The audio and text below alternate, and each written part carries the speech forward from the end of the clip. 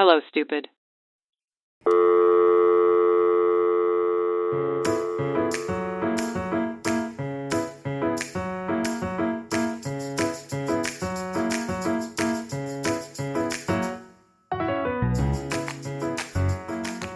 Okay. Well, I'm sorry. I don't know why I started with okay. Hi, You're Sonia. changing it up. I like it. I know.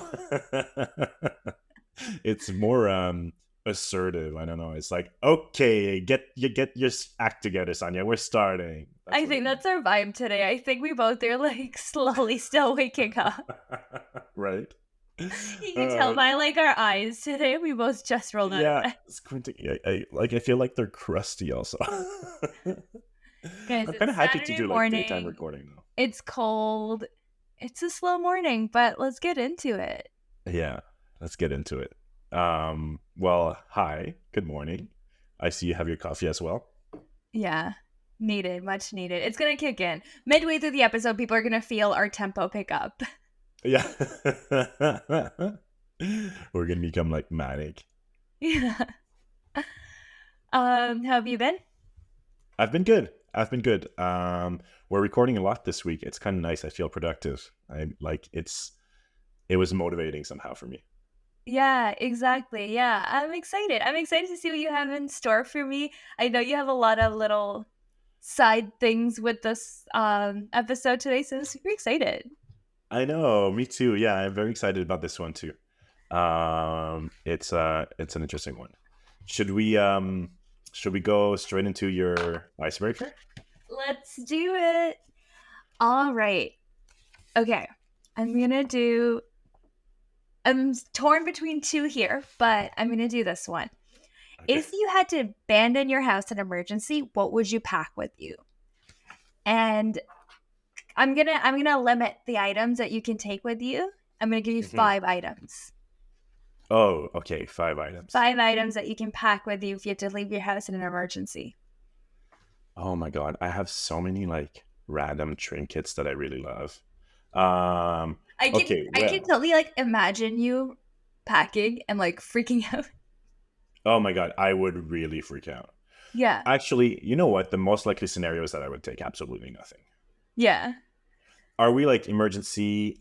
I need to leave soon because it's urgent that I get somewhere soon, or emergency, my house is burning down and my life is in danger. Emergency, your house is burning down, your life is in danger. And like you don't need to pack like water and food. That will be provided wherever you go. These are like Yeah, yeah, your yeah. possessions that you might not see again. Okay, well, I'm obviously taking my phone. Um, it's also right next to me at all times, so that's easy. Yeah. Um, I have a candy bowl in the entrance that my grandmother made for my grandfather, and that Okay. was like such uh like a staple of our childhood to like take those candies and stuff like that. So that's like a family heirloom. I want that. That's really cute. I was gonna make fun of you. I thought you were just gonna be like, "There's a candy bowl I would want to take," and I'm like, "What a grandma thing for you to do." But no, it is your grandma's. Makes sense. Cute. um, I think. Oh my God, I don't really know. Um, yeah, I like. There's I'm looking around, see if there's anything like otherwise. Like I really like my headphones. I want to keep my headphones, Yeah. but I don't know. I think like five is like Too too many. much, too much to like discriminate between all the like random little stuff. Yeah. But I don't have a lot of like paper memories Hmm. or stuff that I can't. Oh, you know what? There's a picture of you and I that I can't reprint if I lose. But I think I've Oh, the digitalized it. Polaroid. Okay. Yeah, Yeah. yeah. Aw, you But take out of the 5 items, it's a Polaroid of me and you. I'm struggling to find ideas here. It's because No, it's you're because I standing. mean that much. Yeah. No, because everything is digitalized. Like I keep my stuff very digitalized, and like physical stuff, I don't really have much of value. I'm Yeah. thinking like, yeah, no, I think I'm good with that. Yeah. You know what? I agree. Actually, like as I'm thinking about this, there's like hardly things in my place that I could not replace. Sure, it'd be a huge money value, like my laptop. Like it would be, I don't like Yeah. it'd be a strain on my bank account to get another laptop. But Yeah. I think, yeah, I totally agree. I feel like I would take my cat, a toy for Well, that's a her. good idea. Yeah. Mhm. um, and then I think, yeah, like my phone and my headphones, not because I can't replace them or like they mean that much to me. It's like where I want to go. Maybe I want to like like zone out for a bit. W- Yeah, no, I feel like if I just survive a fire, I need like coping mechanism, Yeah. right? So I need Yeah. my phone and my headphones to like. Ugh. Exactly. Like, yeah, I think, yeah, my devices, unfortunately. This is sad now that I think about it. I thought this was going to be way more interesting. I mean, I don't know. I'm not bound to any earthly possessions. And it's like maybe I grab a picture of me and my husband, but at the same time, I have a million on my phone. Yeah, I was thinking like Ish made a beautiful artwork frame of me and Justin, but I'm pretty sure he has the digital file for that too, Yeah. so we could just reprint it. Yeah. Um, Guess this question does not work in 2024. yeah. Also, like I've moved around so much over the last like 8 years that I really, really got good at like downsizing and like not getting attached to small things. Hmm. So yeah. I agree. This is the longest I've been in a place for the last 8 years as well. 3 years. And now I see that I'm hoarding a bit more than like usually I would. Mm, yeah. But yeah. Like there's a lot of stuff I like. Like I love my couch and like I love my stand mixer and stuff like that. But I have insurance. I can buy that back. And like it's also like you're like fleeing your house. You're not gonna run out with a stand mixer. We like ruined this icebreaker. We really like took something fun and made it like, ugh. Fucking materialistic people. Yeah, But to our listeners, I guess if you have some better things that you would flee your house with, please comment and let us know. yeah. Um, we'll post this question on our highlights as well. Let's do that. That's good. Speaking of your stand mixer, I think we deserve a quick little ice cream update because I Oh my saw god. Justin's story last night. um, it took about 2.5 hours to get to a consistency that was acceptable, and well, obviously, I don't think I would try it again because it's not worth the effort. But like, it's kind of crystallized and like it's not a fun texture. For those of you, Because if you didn't listen to last week's episode, Damas stayed outside in -18. so it was when I first tried it. When we talked last week, when I first tried it, it was like -8 and it wasn't cold enough. I Mm. was trying to do ice cream in a stand mixer outside in the cold by just putting like I used 10% lactose free cream. And like I think maybe it would have worked better if I used heavier cream, but all the Hmm. recipes I was looking into used milk, so that I thought I was being like extra by using cream in the first place. Hmm. So then I tried it again on a colder day, and I got results. Worked, was really long, um, was really stressful process. I would not recommend. And now I have like 2 pints of uh, weird ice cream.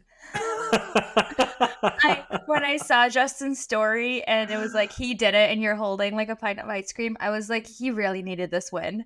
Yeah. Yeah. So, it's it was a fun experiment. I'm glad. I'm glad you were able to get somewhere and report back. Yeah. The thing is also like I don't think ice cream makers are that expensive. Like the Ninja one is like really really it's expensive, but it's really really good.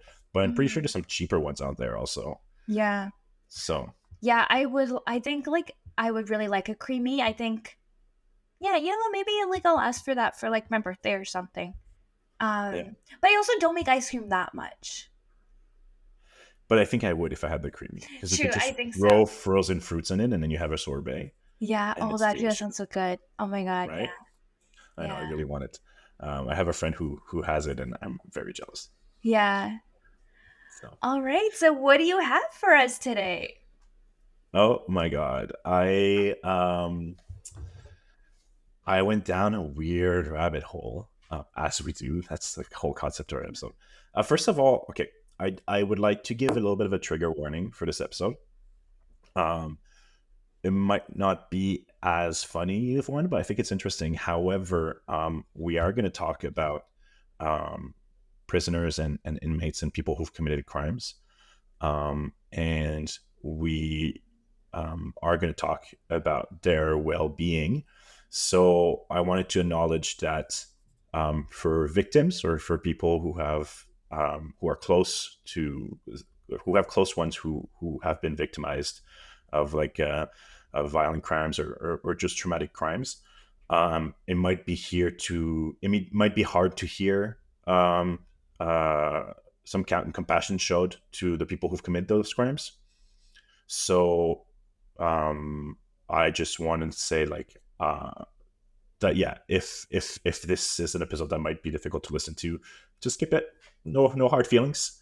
And we do also acknowledge that obviously there's some very real victims in this scenario who deserve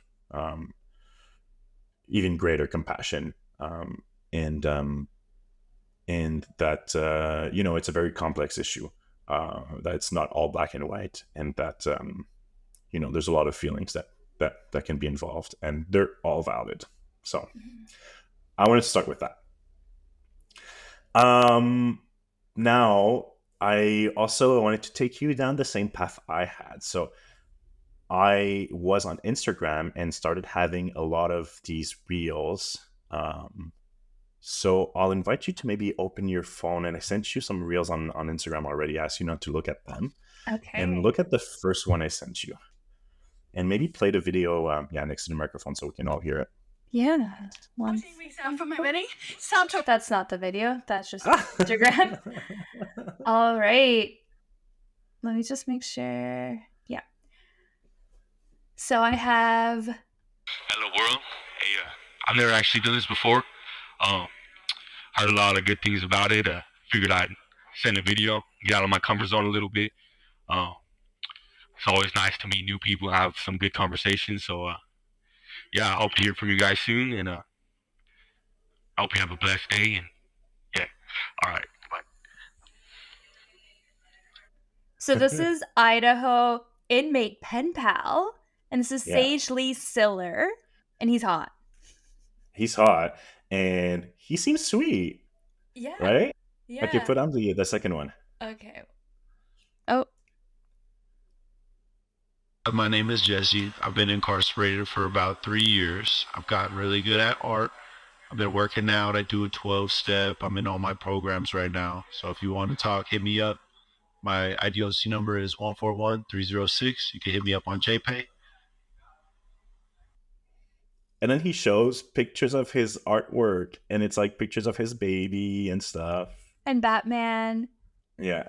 So I've Um. been seeing, like I spent hours going through that Instagram page and going through all the profiles of pen pal profiles, and they're like on for this one it's like video profiles, obviously, Yeah. and had been having a lot of mixed feelings.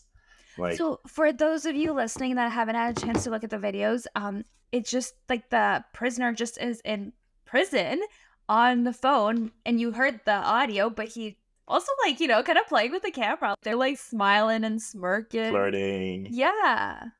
Yeah, yeah. And some of them are gorgeous. In the caption, I think it says what they've been committed for. Oh, let's check here. So let's see. Sage Lee Siller. Oh, he's age 24. Offenses are battery against a present or past official, judge, officer, jailer, or corrections employee. Battery aggravated. Parole eligibility date is September 19th, 2024. That was the first guy. And then Jesse Jones is the second guy. And his offenses are assault, aggravated, and robbery. He's 29. Yeah. I don't know why I'm trying to sell So them to you guys. Sorry. I know. So that's why I was like, oh, like they seem sweet. This makes me kind of like, I find it cute. It also makes me kind of sad because they look lonely. They're just trying to reach out to have pen pal. Then it's also like, wait, battery, like they're kind of violent people. Like this is like, so I've been having a lot of mixed feelings about it, and I've never really put any thought behind prison pen pals Hmm. before. So I thought I'd just look into it and explore those feelings and explore those just learn more about it. Well, it's so funny. Like, I don't really, I like, they come up every now and then. I think a lot of TV shows and movies talk about like prison pen pals. But Yeah. recently, like, Gypsy Rose, her case has been huge. And I think she married her prison pen pal. Um, Oh, have I you, don't know who that is. oh, Gypsy Rose is like this girl. Basically, her mom took advantage of her by saying that she like had Yeah, a lot of yeah. disabilities. Are you talking about this? No, no, Oh, but I know who that is. okay, That was yeah. crazy And then she case. killed her mom with her boyfriend at that time, and then now she's been in Hmm. prison for I'm not too sure how long. But then, yeah, she started dating this guy. I think he was her prison pen pal, and now she's married to him, and she's out and enjoying life with him. And that's kind of Yeah, what comes into mind now, because that's the most recent I've heard about prison pen pals. yeah, yeah. And yeah, and I think they've been on social media a little bit more. But you're right. Like we hear about it a lot in media, like in like even on TV and stuff like that as a reference. Um, but yeah, I never looked into it. I'm familiar with pen pals. Did you ever have like a pen pal? No, I didn't. I wish I did. It sounds really cool, but I never did. Yeah, I feel like in school they made us write to someone like in another country, but I don't remember.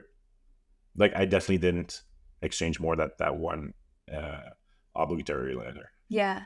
I wonder if like your school just made you write the letter and then it just went nowhere. The teachers just kept it. No, I think we got a response. Oh, Yeah, no way. That's cool. yeah, yeah, yeah. Okay, so pen pals in Wikipedia define pen pals as people who regularly write to each other, particularly via postal mail. Pen pals are usually strangers whose relationship is based primarily or even solely on this exchange of letters. Um, Pen pals are basically like I was trying to look like when do did pen pal start, right? When, but then I was like, oh, right, it's I couldn't find any information. It was puzzle. And I was like, oh, it's just exchanging letters. It's basically as old as time. Yeah. Yeah. So When like like, oh, postage started, or even when they yeah, had owls exactly. exchanging your letters for you. Exactly. But the first matching service is believed to be a student letter exchange in 1936, and it was an organization that aimed to encourage students, sorry, to gain knowledge from other countries by making friends. So that would be the first like pen pal organization. Hmm. Um, in the 70s, they became very popular with children. Children were encouraged a lot to find pen pals, often used as like educational tools. Um, for prison pen pals, I couldn't find much information on like, what the first organization was, Hmm. but it's very popular in the United States in particular. Um, the reason for that we'll get into a little bit, but basically is because of how messed up the whole prison industry is in the United States. Just the fact that it's an industry in the United States Yeah. is kind of messed up. And then pen pal services are also, most of them, for profit in the United States. Oh. Yeah. So there's about a dozens of websites um, to match you with a prison pen pal. Typically, the ones who are for profit, the prisoner pay for the subscription fee, Okay. and it's free for the users on the outside.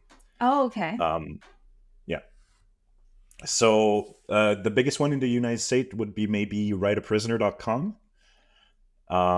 Let me show you. Okay, my first slide. So I have a few. I went on them and I have a few profiles from Write a Prisoner. So that's Write a Prisoner. You don't have to read the whole profile, but you can see that it's very, very detailed on Right a Prisoner. You have their astrological sign.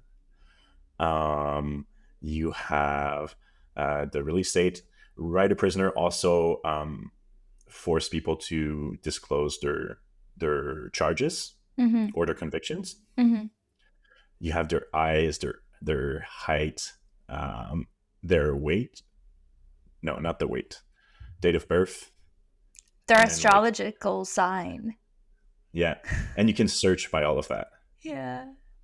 You can search by their ethnicity, um, and then you can post more than one picture on there, and you have like a big Sorry, profile his section. weight is there actually, and he like describes himself as muscular. That's very interesting. Yeah. And oh wait, he doesn't do drugs. Sorry, I thought he wrote he does drugs. I was like, oh, Oh. that's fun to disclose in your prison Yeah. profile. A lot of them did disclose that they're professional trainers.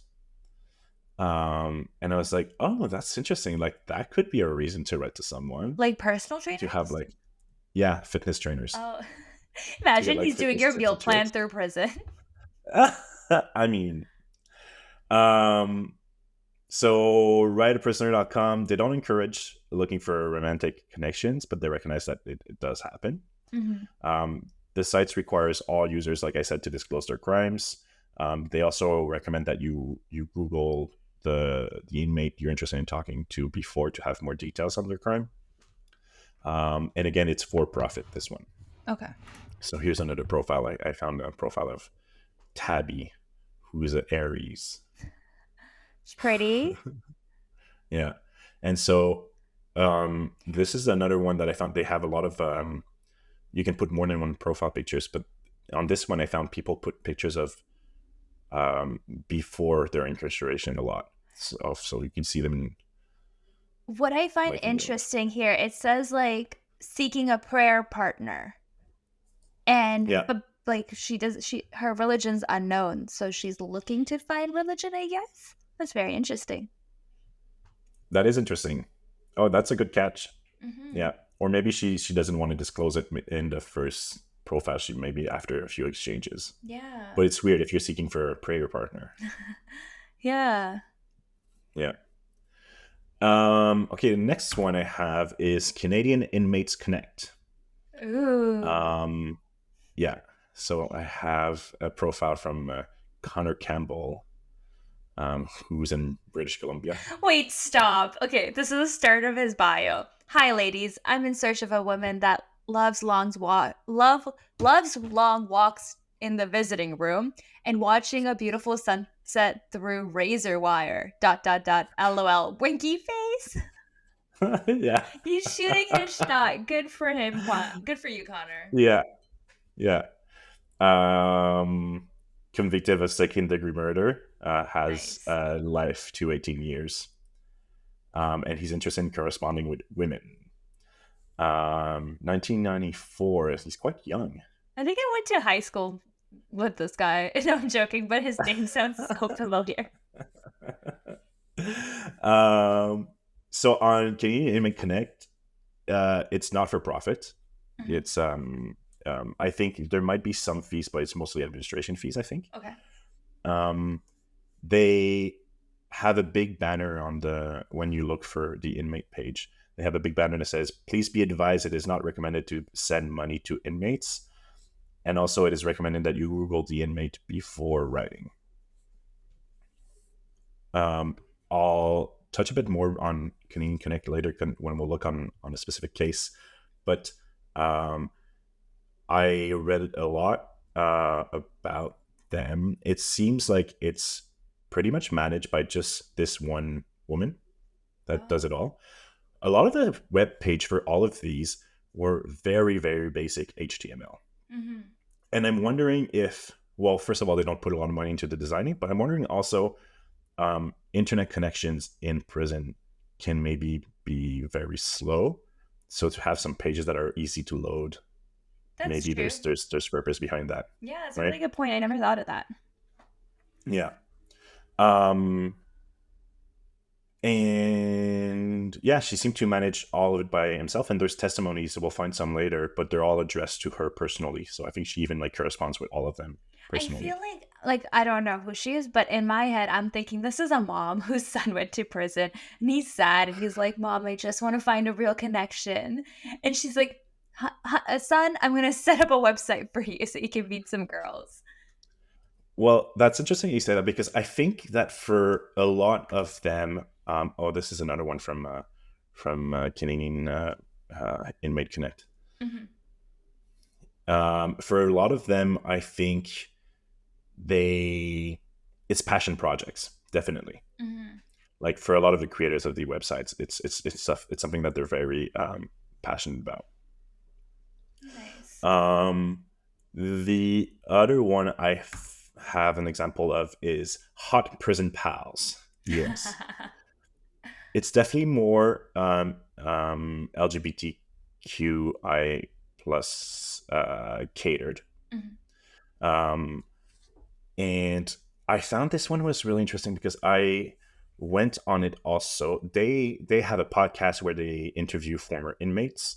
Sam Wagner, which is the guy, seems really passionate about it also, and passionate about um, just reintegrating former inmates into society and helping them while they're in prison also. Mhm. But the hook definitely seems to be sexual and attraction. So the pictures are a bit more sexy on this one, a bit more dating profile, Ooh. but the I found that the bios were the some of the sweetest ones and the most almost like not like dating, but also like just like less sleazy, more like, hey, I love this kind of things, and like I'm just like, please talk to me kind of thing. Aw, cute. Yeah. So I feel like the hot prison pal, like you remember that website Hot or Not? Yeah. It was giving me that vibe, but I feel like that's just the hook to get people interested in Mhm. communicating with these guys, Mhm. right? I think all the other websites explicitly say we don't recommend you sending money or having relationships with these people. Well, this one, I think it's like the opposite. Because, I mean, why would you go on Hot Prison Pal to make friends? It's to look for someone, Yeah. potential lover. Well, there's definitely some that are more catered towards dating. Hmm. And I haven't visited them much, but there's Love a Prisoner, for example. Hmm. And it feels like those are more like for profit machines, Okay. right? And then there's also one called Prison Friendship that has a TikTok account. Ooh. So if you want to open your Instagram again, just maybe uh, the first video, the third video I sent you, then that's from them. Hello, what's going on? How's everybody doing? I am obviously an incarcerated individual, and I see the board in a few years. I'm looking for a tutor, and preferably Swedish. And I know there's plenty of fish out there. That was my little dad joke. Swedish fish to help me, perhaps. And because I see the board in a few years, and the only thing I feel like that has enough magic to distract me. Hello, Okay, what's that was going on? it. That's How's so funny. What Yeah, kills me is that, like, he's looking for a tutor. The way he spelled tutor is Tudor. yeah, He's I looking for a saw that too. tutor. Uh, he really needs a tutor, guys. Please reach out to him. Yeah. And then there's this other one that I really liked called Black and Pink. Mhm. And it's US based, but I don't think it's for profit either. And it's again more. Let me read you their bio. At Black and Pink, we coordinate a nationwide pen pal program in which we match incarcerated LGBTQIA2S plus people and people living with HIV or AIDS with pen pals who correspond, build relationships, and participate in harm reduction and affirmation. And they go on saying that, like for people of the that community, corresponding with someone on a regular basis is a harm reduction strategy, and it feels like very much set up for support for people in the queer community. Okay, that's really Um, nice. yeah, and I'll touch a bit more on them because they had the best built website, and they had a lot of tips and tricks and instructions on how to proceed. Hmm. So all of them, what they have in common, and the many more that I didn't go into, it's like, yeah, prisoners will post photos or videos, like very much like Tinder style bio. They'll have their likes and dislikes and hobby. Um, Many, if not most, of the services will force them to disclose their charges. And then there's information on how to contact them, which can be very complicated at times. Um, I think Write a Prisoner, what they still do is that you write an email, they print the email and then mail it to the prisoner. Oh, okay. Yeah. Um, so that's for the services. But then I was wondering, okay, so who actually does this? Who goes and find prisoners to write to, Yeah. right? So I found this article by Christy Keller, who asked herself the same question. Basically, she she has a family member who is incarcerated, and she signed them up for the services. And she said it took many months before they started receiving letters. I think like something like 4 or 5 months. Oh, But wow. once they did, they were surprised by the people and the reasons that started writing to them. So she said there was parents, professional teachers, and writers, and people from like all walks of life basically writing in, and that they seem intelligent, educated, compassionate, and supportive, and they were just looking to understand more about their life. Right. Hmm.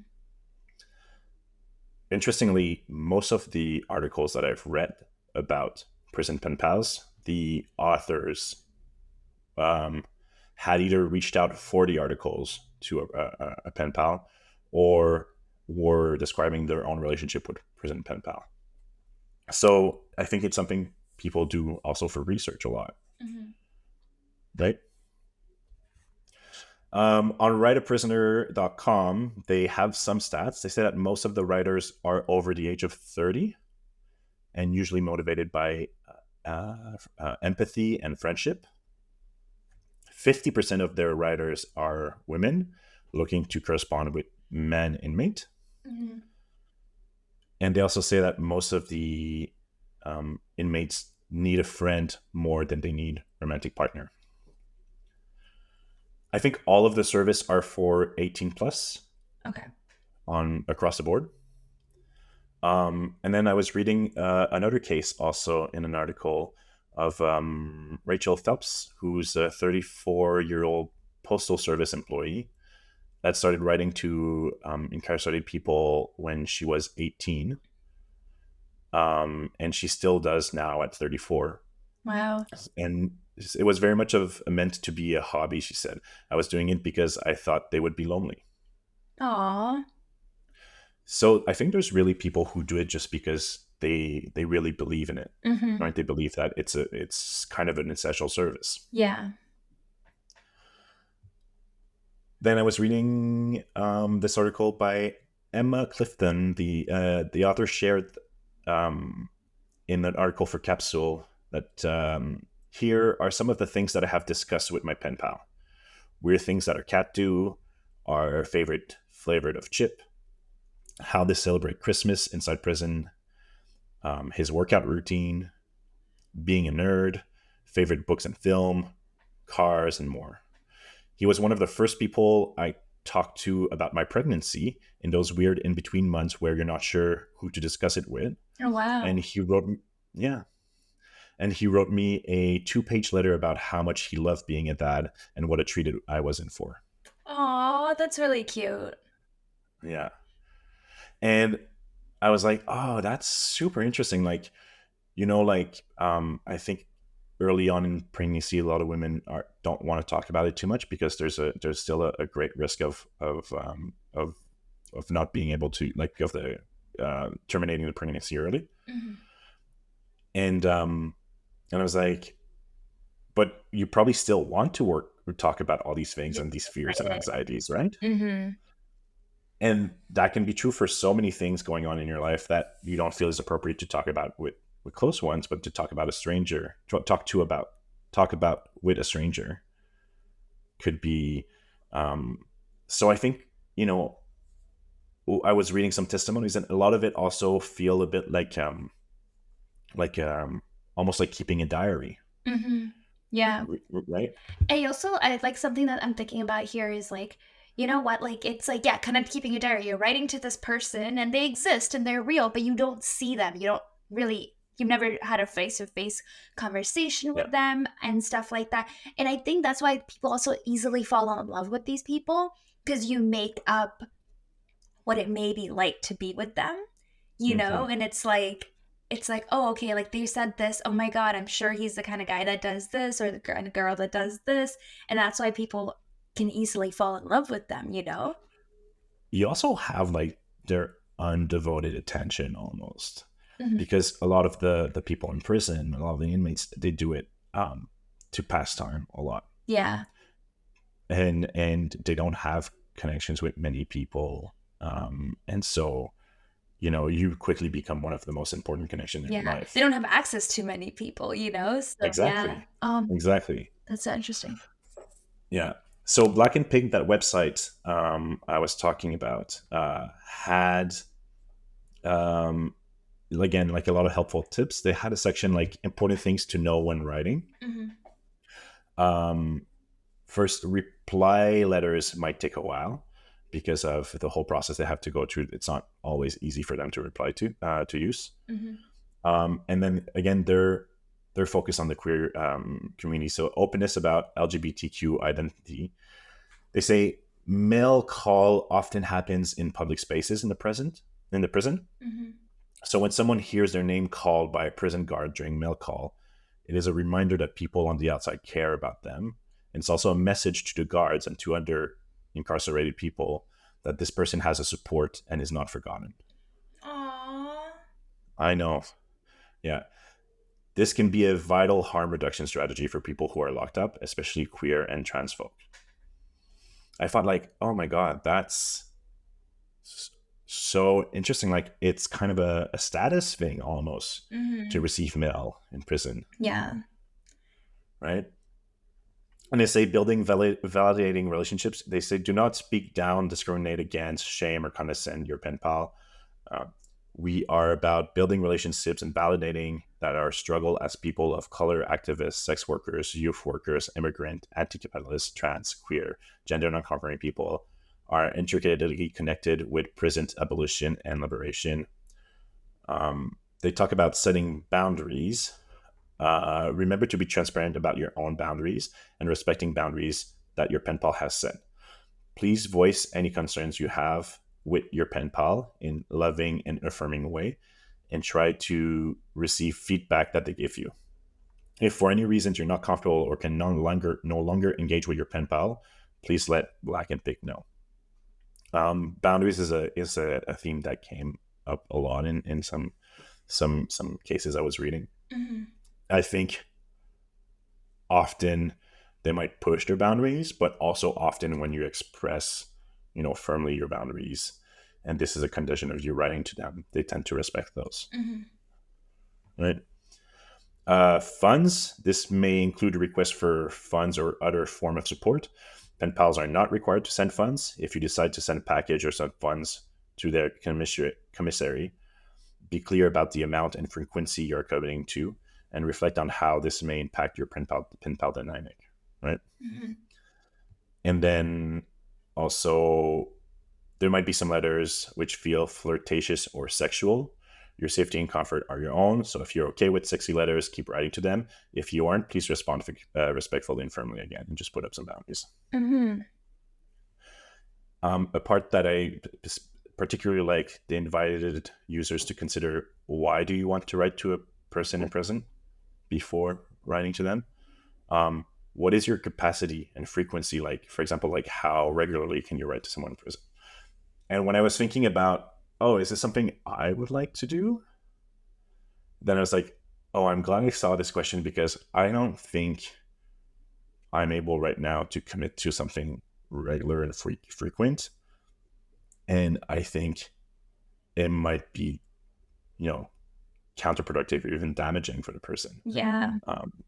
If I don't, if I'm not frequent about it. Yeah, I'm sure there's people out there that are like, oh my god, I want to try this out, and like they do, and they like make a pen pal friend, and then it's after that, it's like it was kind of like a phase. They just like wanted to do it for fun, and they're over it. But that pen Yeah. pal sitting in prison, probably thinking about them, and like wishing Yeah. it right back. Yeah, totally.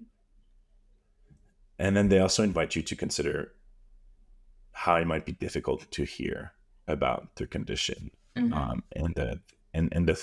and the life that they live, right? Yeah. And to see if you're prepared to hear all that on a regular basis, because it is their reality, right? Mhm. So there's definitely, a lot of people who write for very altruistic and genuine reasons, Mhm. but there's also a lot of not that. That's what I was thinking. I was thinking, like, imagine, like, you're like, like you find out that someone who killed your sister is in prison, and you try and hunt them down to like now Oh my catfish god, them. like catfish them? Yeah. That would be a great movie, Yeah. or maybe a book, But then since you it's actually fall in love with them. oh my god, oh my god. Um, there is a psychology term called hybristophilia. Okay. Do you want to take a guess of what that is? You mind repeating that? Hybristophilia. I don't know. No, I'm not clue. You don't know your ancient Greek? Uh, it's a term given to a condition that defines being attracted only to partners who have a predatory history, or partners who commit violent crimes. Oh my god. They also call it like the Bonnie and Clyde syndrome. Mm-hmm. But it's people who like are attracted and seek out, basically criminals, specifically violent criminals. Yeah. I'm not It surprised. comes from the sorry. I'm not surprised because there are those people that like want the red Oh yeah, flags. yeah, and like there's like serial killer fan clubs, Yeah. and stuff, I think when right? Ted Bundy was in prison, he had so many pen pals. I think he married one of his pen pals. He did, Mhm. yeah, he did definitely. Um, I think there's people, yeah, who seek relationship with famous serial killers. It can be present in any gender, but it's more often than not in straight women. And there used to be like a whole Reddit thread dedicated to it, but apparently now it's banned. I couldn't find it on Reddit, and I think Reddit removed it. But like basically, like we were saying, like fan clubs for some of these people, Yeah. right? Let's go quickly into some pros and cons for both the prisoners and also the people writing to them. Mm-hmm. So prisoners first. In the pros, again from Canadian Inmate Connect, they say that Canadian Inmate Connect, they say by inmates maintaining communication with society through pen pals, it decreased the chance of institute. Oh my god. Institute. Oh no. Institutionalization. You did it. Mhm. Kind of, right? I'm pretty sure our listeners will be able to piece the pieces together. I'm not doing that. I get it. It might also be a pro-social method of reintegration and reduce rate of recidivism. So yeah, having a pen pal reduce chances of reoffending. There's a lot of studies on that actually. Interesting. It also combats boredom and depression. It helps pass time and give them something to look forward to. So yeah, there's this 2015 study of incarcerated people in Britain who had pen pals. They found that they felt less isolated, happier, and more hopeful about their life after prison. Then it also connects people back to their communities and also connect them to new communities who are perhaps more supportive of a life without crime, Mm-hmm. right? And it exposes them to new dynamics also. So there was a testimony of a prisoner who had pen pal who said, she taught me how to be friend. I didn't know how to be friend with a woman before. Aww. Right. So here are some of the testimonies on Canadian Inmate Connect. Do you want to read the maybe the second one? I just wanted to thank Canadian Inmates Connect for connecting me with someone that I can relate to on a different level. It's refreshing to be able to talk to someone who is unbiased without feeling like you are being judged. With the help of CIC, I have found a lifelong friend. We both went into this blindly for different reasons, and the outcome has been nothing short of greatness. My expectation has been exceeded. Had it not been for CIC, I would have never crossed paths with the person I met, and for that, I say thank you. Lyric S, sent via email. There's a lot of really nice testimonies on Canadian Inmate Connect. Mm-hmm. A lot of them were definitely about finding love. And it's so cute. Like they often start like with like, thank you so much for your services. I'm so grateful. Please take my profile down. I don't need any more. I found love. But it's not all pros. There's cons for them also. For the inmates, they can face rejection a lot, either by not receiving letters at all. There's one who said that it was really difficult for the first 6 months because he says basically he felt rejected by the internet daily. Aww. You know, especially when other people around him who maybe recommended the service to him have pen Someone was pals. probably like, I got so many letters. It was so fun. And so he's waiting for all these letters and gets none, Yeah. you know? Yeah. Then receiving letters that are super exciting to you at first, only to be ghosted by that person after a few exchanges, Yeah. can be very difficult also. Ghosting in general, right? Might be Exactly. difficult.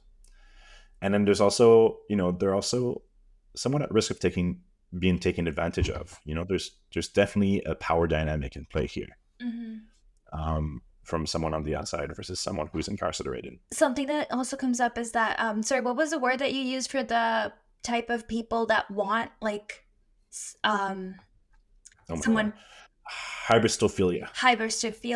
So I'm thinking like, like say you reach, like you connect with someone, but they want a criminal and they want you to continue committing crimes. Like and it's like fetishizing you. Yeah, and you're like, no, I'm hoping to get better. And it's like, no, when you get out, maybe we can rob a bank together. Mm-hmm. Yeah. So like, yeah, or want you to talk and brag about it, whereas you have a lot of regrets, right? Mm-hmm. Yeah. So it's definitely they put themselves in a vulnerable position a lot just by accepting that power dynamic in first place. There's also potential for a lot of catfishing, right? Yeah. Especially if you get hot and steamy and sexy with these people and they want pictures and stuff like that. You're exposing yourself at the risk of being catfished. And like I also mean, prisoners don't have access to other social media, so the way people on the outside find catfishes is like, okay, let's just check, let's see if he has a Facebook profile, how many friends does he have, and things like that. You can't do that sitting in prison, so then it could be a 100%. A man writing to you pretending to be a woman and all those things. Oh man, I didn't think of any of that. And also you might just be more inclined to want to believe it if it's one of the only two letters you received, right? 100%, yeah. Right. And if you're you want to fall in love, it's you're more easily victim of that. Then also I was thinking like, a lot of them might seek support or money or funds or support for after they're released in some ways, and a lot of that can even be offered to them if they don't seek it, or even just holding up me keep writing to you and stuff like that, or dangling that over them to pressure them into beliefs or behaviors that don't align with their values, right? Mhm. It's like, well, I'm thinking just like conversion to like religions and stuff like that, Oh yeah. and right. So they're in a vulnerable position, definitely. I do think, however, for prisoners, the pros outweighs the cons. I think there's a lot of benefits to be being there. And then for the I wrote civilians, but like people on the outside, a lot of pros and cons also. On Reddit, I found a testimony: writing a prisoner is very rewarding. I've been writing to a few for the past year and really opened my eyes. Sometimes the only letters they get are from strangers, and that one letter can make them feel that they're still human and still cared for. Right? It can help you acquire a new perspective on life. It's a good deed, and you can find value into your actions and to yourself by committing good deeds in general. Right? Mhm. It's a really good way to learn about the system and learn about that lifestyle, which, like I said, a lot of journalists use that to get in touch with them. A lot of activists also use that to get in touch with them. And also, it's a great way to share your life with someone and get perspective from someone who's typically not in your social circle. Get a very different perspective on your life and on your issues. Mhm. For cons, I think there's a lot here also for civilians. Mhm. You are putting yourself at risk of some harassment and some stalking, Mhm. especially for letter writing. So a lot of the services require that you put a return address. Oh, so they give the letter to the inmate with the return address? Yeah. Oh, yeah, that is risky Yes. for sure. Yeah. So it's something to consider for sure. Yeah. I think some people use this PO box for that purpose. Um, you can receive some very pushy sexual letters. I think a lot of them definitely are they're seeking for love and sexual connections. Mhm. Also, many of them are trying to hustle people for money. I think it's a common theme, and I think it's getting more and more popular. Mhm. Um, they may also,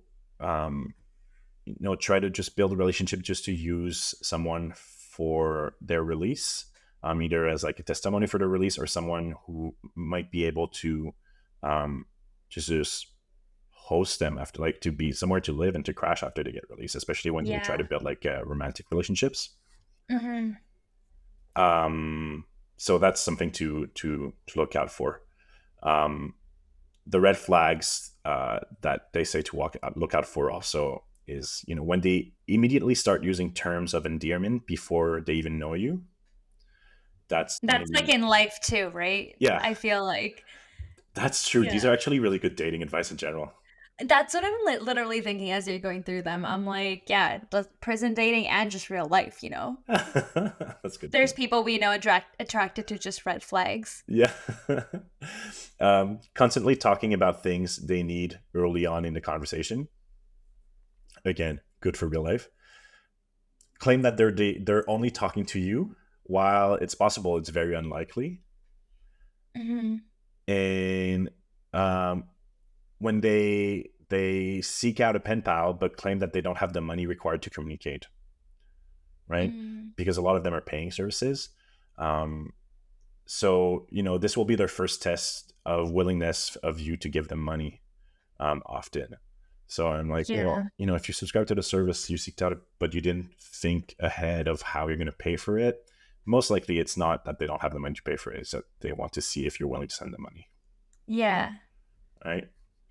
So some things to watch out for also if you choose to write to an inmate. Then I want to go into a few interesting cases, actually, because this is where things, I think, get more complicated for me. Mhm. Um, okay, slide 9. What do you see here? Oh, it's Luca Magnotta, the don't fuck with cats guy. Yeah, exactly. Luca Magnotta had a profile up on Canadian Inmate Connect in 2015, and it caused quite the media storm. I Um, bet. do you want to read his profile? Single white male, 33, 5'11", and 175 pounds, with dark hair and blue eyes, seeking a single white male, 28 to 38 years of age, white and in shape, one who is loyal, preferably educated, financially and emotionally stable for a long term committed relationship. If you think you could be my Prince Charming, send me a detailed letter with at least 2 photos. Only those I deem compatible will receive a response. Serious inquiries only. All unsolicited mail will be discarded. Wow. And it also says here, convicted of, not stated. But Mm-hmm. you just have to Google him, you'll figure it out. Yeah. So that's something that changed after the media caught wind of his profile on there. Now, Canadian Inmate Connect has made the convicted of a mandatory field from this. But yeah, his profile is like cringe. He It's says so white male so many picky. times. Yeah. Mhm. Only those I deem compatible will receive a response. But you know what's scary is I'm sure he got so many responses. That's why he had to put that there. So his profile was taken down on his request because he said that he got what he was looking for. On his request. Oh, Yeah. wait, what? Oh my God. Yeah. So this was like, oh, like when you know like you know so well the crimes that were committed by this person, you're like all of a sudden like, oh, I don't know if I feel right about this anymore.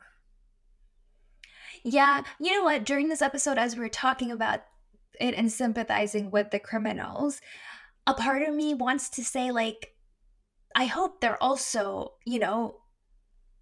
doing some healing and growing from the crimes they committed, not Mm-hmm. just like, okay, well, now I'm in prison. Let's just like write letters to people and try and catfish a bunch of people around the world, you know? No, totally. And it sounds like a lot of um, the reward they get from pen pals is that healing and growth also, Mm, right? mm, But um, but yeah, I can see why people were upset about this, mm, right? And Melissa Fazina, who is the woman who maintains Canadian Inmate Connect, she says that yeah, I mean, she acknowledged that some may find her business unsettling, especially the victims of the inmates. And she said, mm, obviously, with every inmate, it doesn't matter who it is, there's going to be some sort of victim. I feel horrible for their loss and what they're going through. But the bottom line is that this is a human right that these inmates are entitled to, and they have the right to communicate through written letters with people on the outside. To me, it's an all or nothing when it comes to these rights. It's like, well, she's That's not wrong. true. If it's a human right, it's applicable to everyone, Yeah. right? And she It's not says, her fault. Some people just are using it for the wrong reasons. exactly, exactly. And she said, just like with any sites that's out there for people who correspond to meet people, you have to be careful. You know that you're communicating with a federal inmate. You have to be careful. These are vulnerable women out there, but there's also inmates that are vulnerable too, right? And she said that, like, when she dealt with Magnotta, she treated him the same way she did any other inmate, Hmm. which is fair. And I don't know what the solution would be here. Like, I don't know. Should he be censored? Should he be entitled to this service or not? Should there be some screening done for the service? It's a complex issue for sure. It is. It is. You can't like. Yeah, I have no answer for that one because it's like you can't. A prisoner is a prisoner, right? Um, Yeah. you can't be like, okay, well, only people that have committed the like non-severe crimes can connect with people. Um, but I feel like I guess the only vetting process is like a bio like his. You know, like that's I hate it. I hate it so much. And they shouldn't be I know, I bios hate like it this so out much. there. I know. Um Um, yeah, it's it's a lot for sure. Uh, mhm. and then when I read this, I was thinking of the hours I spent on the Instagram reel, being like, "Ooh, he's hot. Ooh, he's cute. Oh, what a sweetie," and not thinking at all about their crimes and the victims behind them. I Yeah, was like, "Oh shit! All of these cuties committed something very horrible and damaging, and probably very traumatic to someone else." exactly. Not all of them, definitely not all of them. Sorry. There's a lot of the profiles who are drug possession, especially in the States. We're just like, okay, well, this guy got caught twice with a joint on him, kind of thing, right? So Yeah. there's that's the thing where it's hard to separate, and it's hard to be like, well, who is entitled to this service and who isn't, Mhm. right? Um, and I don't know if it's she says, Melissa Fazina, if it's human rights, it's good for everyone. Hmm. Yeah. So Yeah. Just Google them before, I think, is exactly. the best advice. And if you are those people that are attracted to the red flags, please seek therapy. Hmm. Yeah, that's a very good advice. Definitely do that.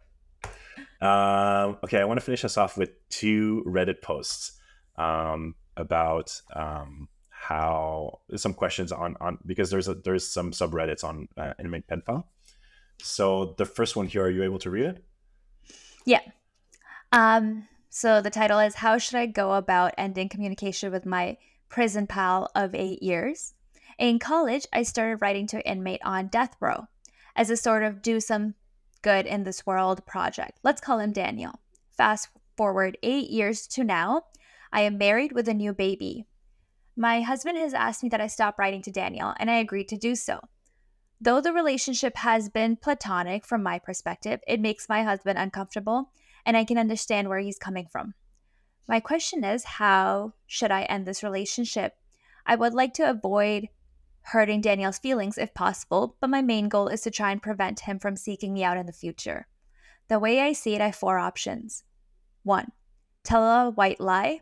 Example, I won't be able to write to you anymore because my baby is taking up my time, etc. 2. Tell him the truth. My husband doesn't want me writing to him anymore. 3. Make up something elaborate. 4. Just stop writing to him. We have recently moved and I've changed my name legally, so now he won't be able to locate me in the future in theory. And just so it's clear, I'm not looking for anyone to say I should keep writing to him despite my husband's wishes. I value my husband's feelings more than a pen pal's relationship, and if the roles were reversed, I would want him to prioritize my feelings as well. Interesting. And that, like, you know what, so many things came up there for me because it's like, she like, I feel I don't relate to this person, but I see where this person is coming from, right? Hmm. She started a platonic friendship with a pen pal to do something good. Now she's respecting her husband's feelings, but obviously you don't really think of like the potential consequences. Like, this man could seek her out once he's released. Well, he's on death row. He's most likely not going to be released. That's all You're why she right. also said that she changed her address recently and she changed her legal name also. But yes, um, there's always a risk of, I would say, retaliation. Him escaping. Yeah. And also, beyond that, it's like this person probably really doesn't have going on in their life right now, and they're, in their final years of their life. And how do you go about rejecting them and telling them, like, it's a very complex issue. I was like, oh, that's true. And like, that's something you have to keep in mind if you decide to write to someone, is that you might have to end it someday also, and it's basically a breakup. It is going to be damageable for them. Yeah. And you know what? Like, yeah, what if he escaped and he's like, this person, they've been so nice to me for the last 8 years. I'm going to go find them. She will, of course, take me in and Mm. help me. And now you have a fugitive in your house. Okay, you I brought it way out there, but sure, why not? Yeah. um, What would you do out of the four options? I think I would be, you know, just honest but vague, and be Yeah. due to the circumstances in my life. I um, have to put an end to our pen pal relationship, and really grateful for the years that we had communicating together. Um, I wish you all the best moving forward. This will be the last time I read to you, kind of thing. But you'd be honest, so like option number two, kind of tell him the truth, like, hey, my partner's not comfortable with me writing you. No, I'd just be vague about it. Oh, vague. Okay. Yeah, yeah. That's not even one of our options, but good option. Yeah. I think I would. Yeah, I think I would do number one. tell them like I just don't have time, the baby, and all that. Yeah, I'm so sorry. Yeah, like, and then kind of end it on a good note, like, hey, like, I just didn't want to ghost you. I'm so sorry. Like, Yeah, and stuff like that. yeah. That's good too, I think. Yeah. Yeah. Okay, here's the next one. Okay. Do you want to read it for us again? Sure. So the title is Prison Pen Pal is in Love with Me. So I have a prison pen pal in the States. I'm in Canada. And recently he profused his love for me. He and I have been writing and emailing on JPay for a few months. But other than mundane day-to-day things, I talk about He really knows nothing about my life. Do you want me to continue? Is it too small for you? sure, yeah. I'm getting a little lost. Okay. I talk about how he really knows nothing about my life at all, not even my real name. Now he's on death row. He's never getting out, but safety first. His crime is also horrendous, and I'm not sure anyone else is writing to him. He's seen one picture of me, and I've used filters so that it's a bit obscure. I want to continue writing to him, but I'm definitely not in love with the guy. I'm married with kids, which he doesn't know, and maybe there's an assumption that people writing to prisoners are looking for love. I met him on writeaprisoner.com and literally click on the first on the find someone button and just wrote to the first one. I don't want to hurt his feelings. I imagine Death Row is quite lonely, and with his crime, I don't think he gets a lot of letters. What do I do? Then there's an edit. Part of the reason I'm asking this is because I'm autistic and I often miss important social cues. That being said, I find it easier to write, email, and text with others. There may have been signs I missed, for instance, when he calls me little lady, but he's also from the South, and I chalked that up to being southern. Southern. I'm worried because my omission of personal details mixed with my inability to recognize flirting and thinking its kindness may have led him on. Then there's an update, but I don't think we need to read the update. How do you feel about that? Okay, wait, I need to read the update. Oh, okay. Yeah, I'll just read it out loud then. So first, some clarity regarding the crime. He robbed a store with some type of automatic weapon. I'm unfamiliar with the guns. I don't know what it was already exactly. He ended up shooting out a state trooper, and horrendously, 3 innocent bystanders were struck as well, including a minor under the age of 12. He was under the influence at the time. As well, I have written to him explaining everything. JB can be slow, so it might take a while for his response. So they have responded. But how would you handle that? They profess their love to you. But like this person did it all wrong, right? She was like, or sorry, they were like, I just wrote to the first prisoner I saw. Like, you should have researched their crimes and things like that. So I think this person kind of did it wrong. I don't think do they're feel for bothered them. by their crime so much. It feels like they want to keep writing to them. That's true. That's what I true. think they did wrong is that I don't think they've put some boundaries up. Yeah. I think in the beginning of the relationship, you have to put some clear boundaries up. Yeah, exactly. there were no boundaries put up, and yeah, I think I would just, oh man, that's so tough. Um, but I think I would either just be like, hey, I'm so sorry, things have come up, I can't write to you anymore, or start dropping like the things she omitted, like, hey, I'm actually married with children. Um, You have to also, like, they profess their love. You have to answer it to that, right? yeah. I think, like, And again, it's just like dating, and you just reject the person, like, hey, sorry, like, I don't share those feelings with you. Um, yeah, I'd like to keep writing to you, but I'm not sure at this point if this is the best idea. Tell me how you feel about it. Do you think we can keep having a friendship. platonic friendship? But I'm sorry, I just don't feel that way about you, Yeah, exactly. Insane. right? I Um, am so taken back. Like, also, like, I can't just, I don't think I've ever felt the need to write to a prisoner. And at first, does when we started talking about it, I'm like, kind of sounds exciting. And then now I'm like, no way.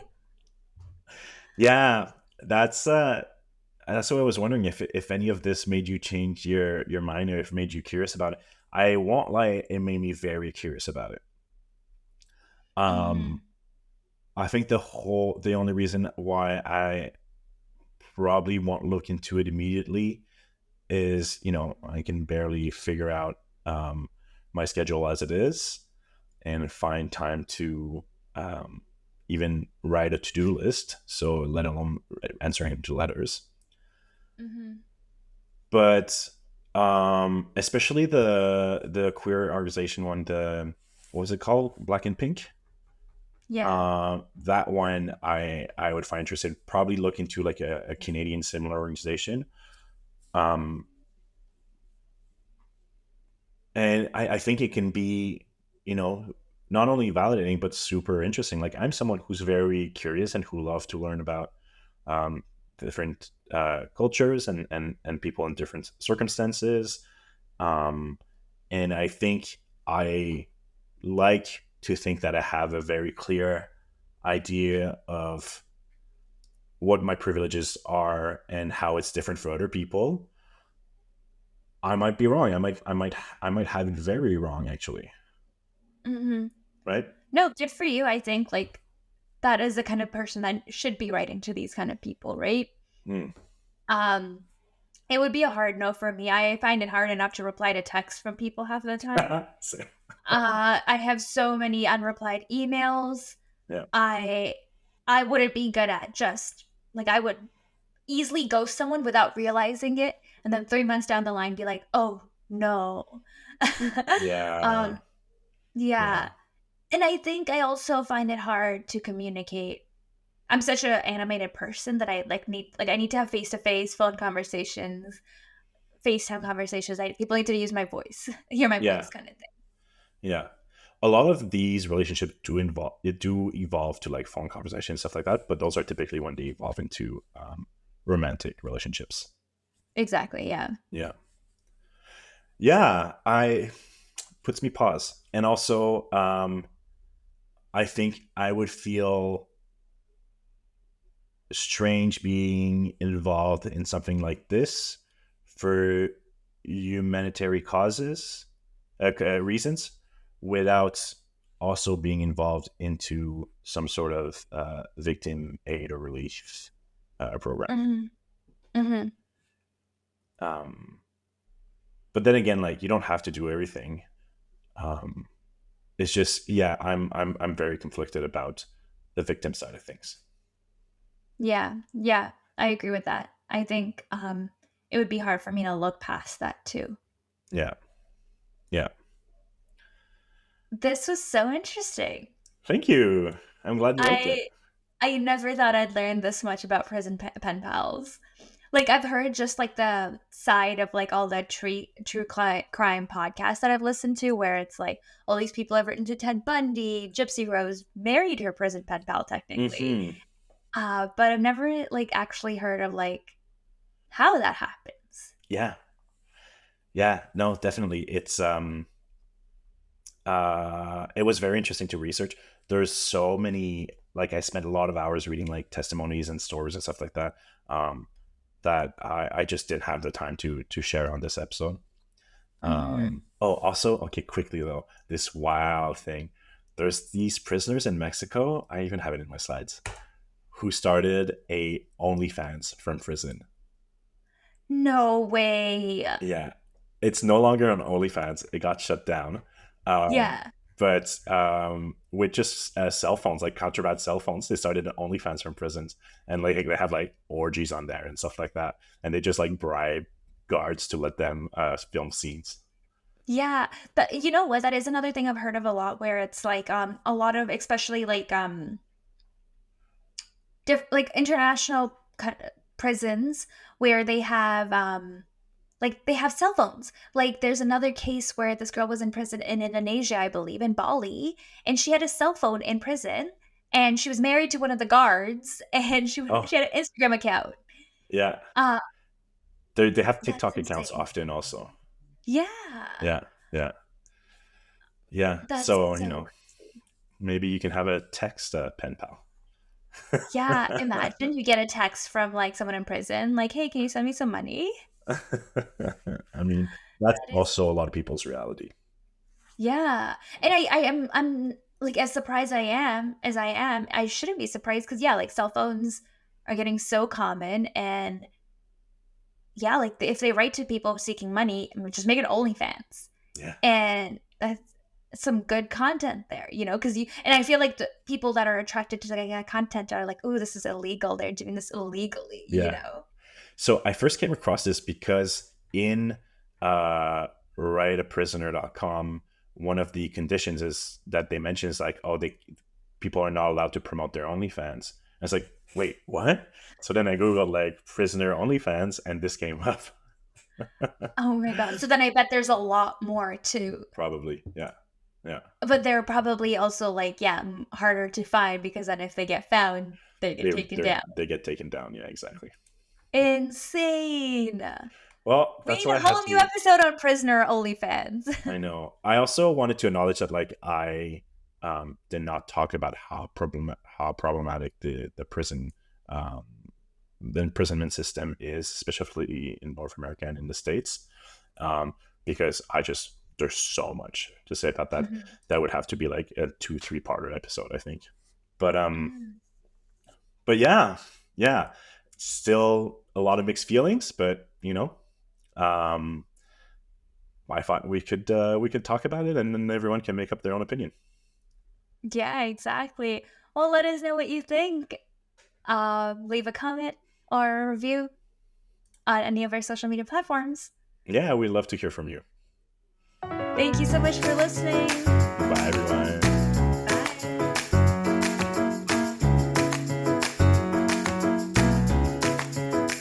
Tell Me Like I'm Stupid is created and produced by us, Sonia and Thomas. You can follow us on Instagram at Tell Me Like I'm Stupid. If you'd like to support us, please subscribe and review on your favorite podcast streaming platform. Our cover art was created by Ish. Find him on Instagram at h.e.e.s.h. Thank you for listening.